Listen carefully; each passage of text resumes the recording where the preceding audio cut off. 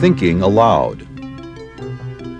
Conversations on the leading edge of knowledge and discovery with psychologist Jeffrey Mishlove.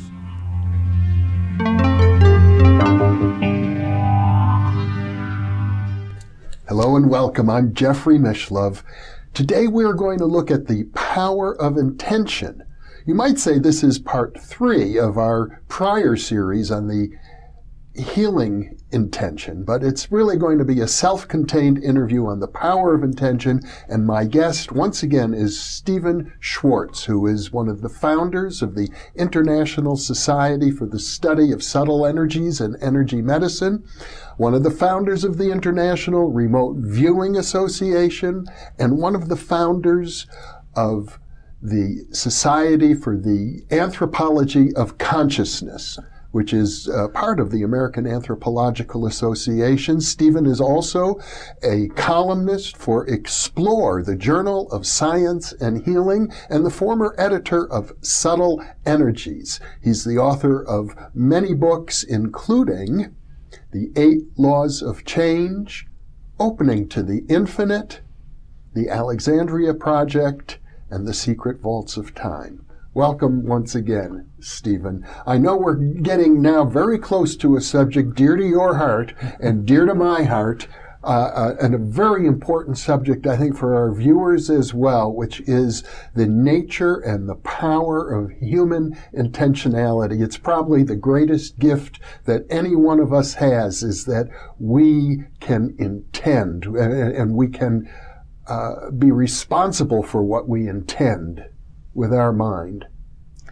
I think you're absolutely correct. I've said this before, and I've said it in the course of these interviews.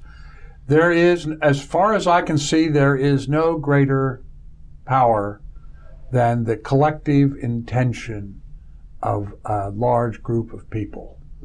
It can change politics. It can change physical reality. It can affect healing. I mean, it all stems from this idea: consciousness is the fundamental that we're dealing with.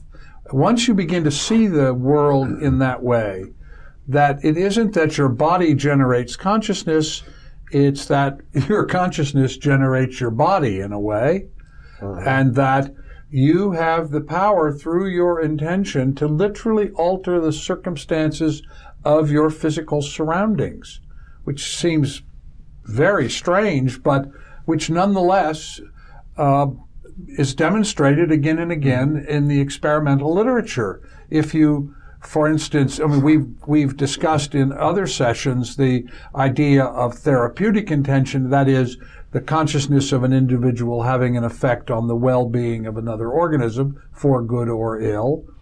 And we can extrapolate that out now, I think, and say, well, let's start with another version of it. Let's take placebo effect, for instance. Very good one. My personal view in terms of healing is that what's really going on is not that the people are sending energy, but that there is a linkage that occurs between the healer and the recipient, and that linkage stimulates within the recipient the power to literally alter their own organism. Mm-hmm. Now, I mean, if you look at placebo, which is one of the most extraordinary experimental bodies of data, it normally gets dismissed. The placebo study would be typically, and by the way, this was invented by Benjamin Franklin, who invented the whole idea of placebo. Mm-hmm. At least in a scientific context, and it's certainly older than that for shamanic reasons, but the idea that you literally have through the consciousness of your mind, you have the ability to change your physical well-being.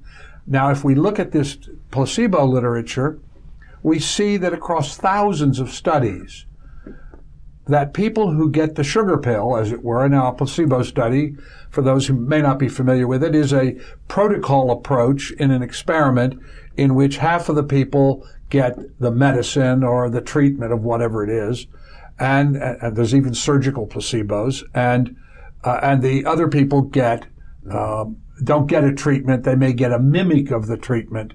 And yet we know across all of these studies over many decades that between 35 and 40% of the people who get the sugar pill will have results that are as good or better than the people who get the treatment. It's one of the strongest effects in medicine, I believe. Absolutely. Absolutely one of the strong. In fact, Irving Kirsch, a researcher who's been particularly focused on placebo, has shown that you can have successful results in a medical study when you just use placebo. So if 35 to 40% get a result that's as good or better than the people who get the sugar pill, you mean the regular? That get the treatment. Yes. The sugar pill people, 35 to 40% do as well or better than the people who get the medical treatment, whatever it is. Well, if you think about that for a second, suppose we were doing a pancreas study. Well, we know from other studies that most people have no idea where their pancreas is in their body, and even less idea about what it does. And yet, in a typical study of this nature, if I gave you the treatment and I took the sugar pill, even though, let's, for the example, say neither one of us know anything about the pancreas, I would still 35 to 40% of the would get a result as good as you got with the medication. Now, the first question to ask is, how do you know what to do? I mean, when people get 35 to 40% get a result that's as good or better than the treated people, how do they know? Well, intention, as I understand it, is goal-oriented. Yes, but how do they know? How do you know which cells in your body you have to manipulate in order to get that effect? How do you do that? Yeah. Well, the evidence suggests to us that there is a linkage that occurs between the physicians, the administering person, and the recipient. But because where do they acquire the knowledge? You're saying they are acquiring it from the physician? I'm saying that actually what I'm saying is that we, because of this non-local aspect of our consciousness, that we can access the information which tells us which part of our body we need to turn off or turn on or stimulate in order to produce that effect. I see. Now, I recall Andrea Puharich, who we referred to earlier, a medical doctor who did some early studies in healing. He coined a term, he called it energy, by which he meant intelligent energy. It's as if the process has an intelligence of its own. Yes, and Andre, what he was struggling with, because he was still thinking in terms of energy, was he had to confront, because he was a good researcher, he had to confront the concept that there was some kind of guiding intelligence. Yes. So when for instance, there are surgical placebo studies. You can't do them anymore. The human experimentation committees won't let you do it. But there were earlier studies that were done where, for instance, people would get the surgery, but some would get the real surgery and some would simply get the incision, but the actual, and yet still you had placebo effect. So what this is telling us, I would propose, is I think of it in terms of psychophysical self-regulation, that we are able to access an informational aspect of ourselves, that non-local consciousness part, and that through that we know which part of our bodies have to be altered in order to produce the placebo effect. Now, people rarely think about this. In fact, they rarely talk about placebos at all. They talk about the drugs. But when you actually look at the studies, you see, as you say, placebo is a very powerful effect, and that somehow people know what to do. Because even though the sugar pill has no real medicinal value whatsoever, they have, by virtue of taking it, they are intending that they are going to be healed. Exactly. That is precisely it. But not just that they intend to be healed, but they get access to the informational construct which will allow a very particular kind of healing to take place. And so, again, what this is all suggesting, when you look at all of this sort of material, and you have to look across many different disciplines and really look at large bodies of data, what you come away with is not only that we have the power to control ourselves down to the cellular level and to have an effect on other beings down to the cellular level, which is what the healing studies are about, but that we also have access to information which allows us to know how to make that happen. I would even propose, Stephen, that it's a little bit beyond information.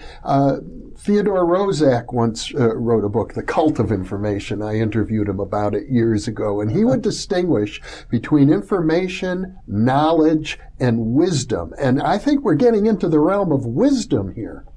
Well, selective understanding of information, yes, I would agree.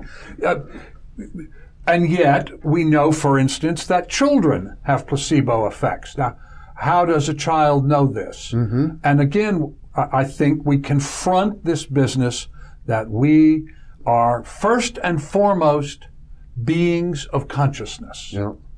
And that the physical manifestation is a manifestation of consciousness. If you look at the reincarnation studies, for instance, that were done by Ian Stevenson, are now being done by Jim Tucker, these things where people seem to bring across scar tissue and birthmarks from earlier incarnations, how do they know?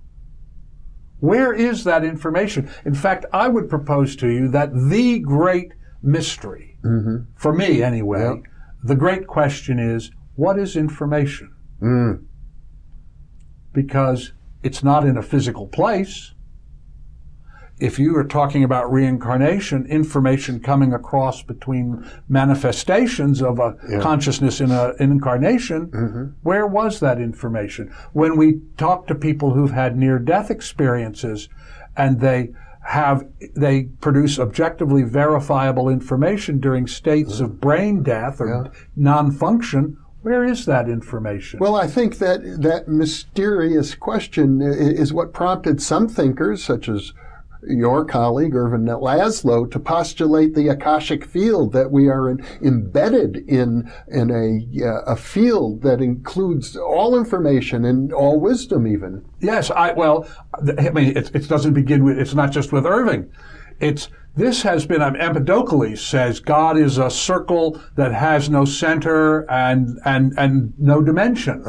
So what we're dealing with, I think over and over, we keep rediscovering it, but it gets a little bit here and a little bit there, and people rarely sort of take an overview of it, is that information is, and its use is in fact the great mystery, because when you deal with, for instance, with survival communication like mediumship, where is that information? It's not incarnate, so where is it? Well, another answer might be that of the great philosopher Bishop George Berkeley, who basically said, and it's an irrefutable argument, ironically, that everything exists within the mind of God. Yes, and so we think of God in religious terms, but if we begin to think of it instead as a great unity of consciousness, and that religion is a manifestation of particular cultures and particular individuals' understanding of that great unity, and you look across all the world's religions, what you see is that they're basically all saying the same thing. There is some kind of great meta-unity, that the all, and that it gets interpreted in accordance with an individual experience and the cultural context in which that individual lives, but that the fundamental of it, this idea of the universality, and that leads to things like the Akashic Record, that led to Adolf Bastian, his idea of the elemental thoughts of humanity, that leads to Carl Jung, who was a student of Bastian's, coming up with the idea of the collective unconscious. And that leads to Joseph Campbell's idea of the monomyth. And then we look at things like archetypes or the hero of 1,000 faces that Campbell talked about. Why is it that these recurrent themes, what are people tapping into? Well, let me add one more. Joseph Campbell worked extensively with one of my mentors, Gene Houston, who developed the notion that since we are embedded in what we could call the mind of God, for lack of a better term, or spirit, or the whatever she'd like to say we are like godlings. We are little baby gods. We're beginning to acquire some of powers that might be considered in a more magnified form to be godlike. Well, I think we can. I like to get things out of religious frameworks, because when you get into religious frameworks, you get into a sectarian and denominational arguments and dogmas, and so I want to step back from that. I totally agree, but I'm not familiar with any religion that refers to godlings. No, well, if you look at 19th century theosophy, for instance, they move into godlings a little bit. Yeah, esoteric traditions too. I mean, esoteric traditions have this idea, but if you get underneath the cultural affect part, and what they're all trying to say is that within this great unity, somehow we are some subset of that, whether you call it godlings or anything else, but we are all operating within this matrix of consciousness. Yes, and that within this matrix of consciousness, we can operate both in the space-time level, that is, we can do things at the physical level, but we can also operate at the consciousness level. And once you see that part of it, then you can understand. For instance, let's take Roger Nelson's Global Consciousness Project. Very important. I think a very important project. Yeah. Roger was the lab manager at the Princeton Engineering Anomalies Research Group for many years, and that one of their special areas of interest was, can consciousness affect the performance of various kinds of systems like random number generators, or they had a huge pachinko machine that was on the wall in the lab to make the little balls that come down fall in different and non-random orders, that kind of thing. So for years they were doing studies with single individuals. Roger asked, I think it's an act of brilliance, he asked the bigger question. If it works at the individual level, does it work at the social level? And in order to test that hypothesis, he put random numbers out all over the planet. He called them eggs. And they ran 24/7. And they were supposed to be random. I mean, these things are designed to be random. That's why they're called random number generators. And he was able to monitor them all simultaneously. Yes, and he had them all linked together in a network. Yeah. And so he's got these things running 24/7 all over around the world. And his question was, when there is a coalescing of consciousness, some kind of an event which focuses the attention of everybody, or large numbers, not everybody, but large numbers of people, particularly if it has an emotional quality to it. The death of Princess Diana, the Nelson Mandela's funeral, the tsunami in Japan, opening ceremony of the Olympics. Opening ceremony of the Olympics, exactly. Where you have a significant number of people around the world, all of whom for a period of time become very intensely focused on something. They're all looking at their TV sets at the same moment. Or listening to the radio or whatever. Would that have any effect as in the laboratory where a single individual is trying to affect a single. And he's measuring quantum mechanical fluctuations. Yes. As if when these eggs are spread around the globe, he's looking at what you might think of as the quantum foam that underlies reality. Quantum foam. Yeah, that's a good one. Yes. But what he finds, or the Heisenberg or Schrodinger probability clouds. Yeah, whatever. Yeah, that's it. Oh, yes, I like that. That was a very good one. But in any case, what Roger finds, and he's been doing this now for years. Yes. So the odds of this occurring by chance are, must be at this point something like 1 in a trillion, where 1 in 20 would be significant. What he's finding is that when this coalescing of consciousness occurs, that these random number generators produce non-random performance. Yes. And so what that's telling us, I think, is that not only is all consciousness interlinked and interdependent, but that when it comes together in focused attention, it produces effects that literally alter the structure of reality. Yes.